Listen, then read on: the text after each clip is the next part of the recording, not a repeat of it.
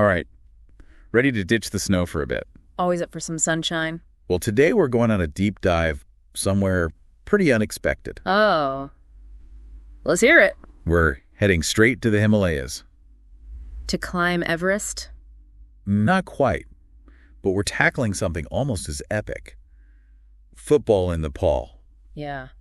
I gotta admit, I don't picture snowy mountains when I think about football. Right. It's not the first thing that comes to mind. But we've got this article here, and let me tell you, it paints a fascinating picture of a football scene that's absolutely thriving. And it's full of surprises. Okay, you've got my attention. Hit me with one. Okay, how about this? Nepal's national team. They're nicknamed the Gorkhales. The Gorkhales, huh? Like those fierce warriors. Exactly, those legendary Nepalese soldiers. So right off the bat, you get a sense of the intensity and pride woven into their game. It makes you wonder, doesn't it? What does football look like in a place like Nepal? Definitely not what I'd expect. It's a story of defying expectations. You ready to dive in? Absolutely, let's go. So let's kick things off with a little history lesson. Now, football in Nepal, it actually started way back in the early 20th century, thanks to, you guessed it, the British. Ah, those Brits spreading football wherever they went. Right.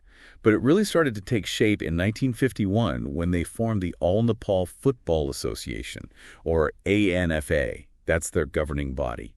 Like FIFA for Nepal, laid the groundwork for everything that came after. Kind of like, when you build a house. You got to start with a strong foundation. Exactly. And what's interesting is how recent that was, 1951. It's not ancient history. And yet, in that relatively short time, football has just exploded in popularity in Nepal. It's really captured the spirit of the people. I guess that shows how powerful the sport is. It can really take root anywhere. Absolutely. But, okay, enough history for now. Let's talk about where the action is.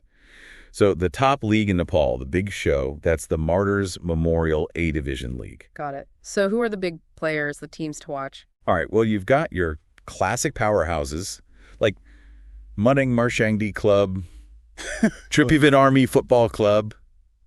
Oh, and Machindra FC, they're a force to be reckoned with, too. Those names are definitely a mouthful. I had to practice those a few times myself. But hey, it adds to the mystique, right? Yeah, absolutely. But here's where things get really interesting.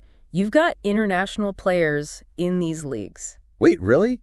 Like from other countries? Yeah, and not just from neighboring countries, but guys from Africa, South America, all over. Wow, so they're bringing all these different styles and influences. Exactly. It's raising the level of competition, and the local players are soaking it all up. You can see their game evolving because of it. So it's like this melting pot of football cultures all coming together in Nepal. Exactly. It's amazing to see. Imagine being a young Nepalese player, sharing the field with someone who's played pro in Brazil. That's got to be a whirlwind.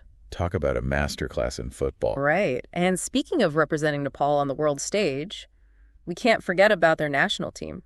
Ah, yes. The Gorkhales. Those guys are tough. They are. Now, they haven't made it to the World Cup yet. I mean, it's a pretty exclusive club. It is. But they've had some impressive runs in regional tournaments. Yeah. Like the South Asian Football Federation Championship, they're a constant threat there. And then there's that historic victory in 2016. Remember the Bangabandhu Gold Cup? Now, that was a moment the whole country was buzzing. It was a moment of pure national pride. And it really shows you the power of sports, how it can unite people, give them something to believe in. Yeah, sport can be a powerful force.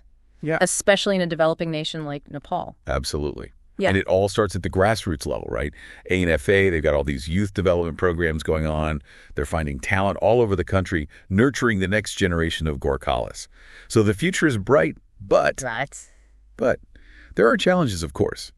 I mean, let's be real. Nepal faces a lot of the same hurdles as other developing football nations. Limited resources, financial constraints. And then there's the elephant in the room. I'm guessing you're talking about cricket? Bingo.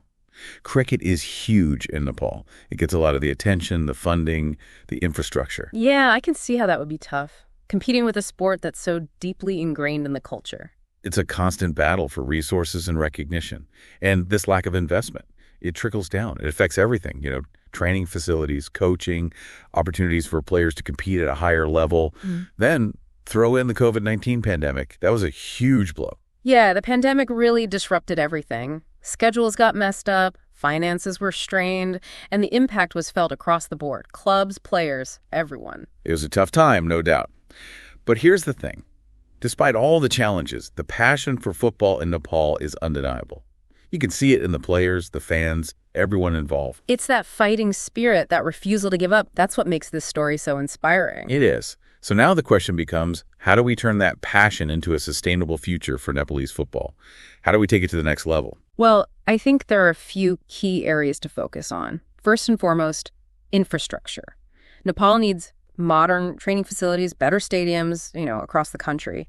So it's about creating the right environment for talent to develop. Exactly. And we also need to expand youth programs, like you were saying. Imagine a network of academies scouting and developing young players from every corner of Nepal. That would be a game changer. It's about maximizing potential, leaving no stone unturned, right? Absolutely. And on top of that, Nepal needs more international exposure. Regular participation in friendlies and tournaments give those players a chance to test themselves against the best. It's about gaining experience, building confidence, and let's not forget about the league structure. We need a more professional, more streamlined system that attracts investment, creates stability. Because ultimately, you want to make football a viable career path for these talented Nepalese players. Exactly. Give them a chance to build a future around the sport they love. And while we're at it, let's not forget about the potential of women's football in Nepal. Now there's an untapped resource.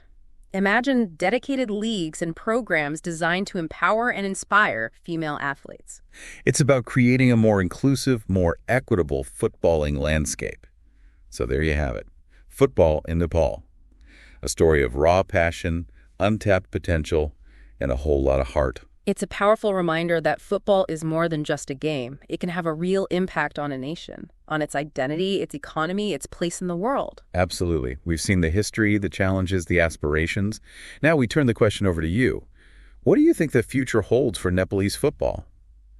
Could we see them on the world stage someday? Something to think about, isn't it? Definitely gives you a new perspective. It does. Well, that's it for this deep dive, but keep exploring, keep those questions coming, and we'll catch you next time. See ya. Bye.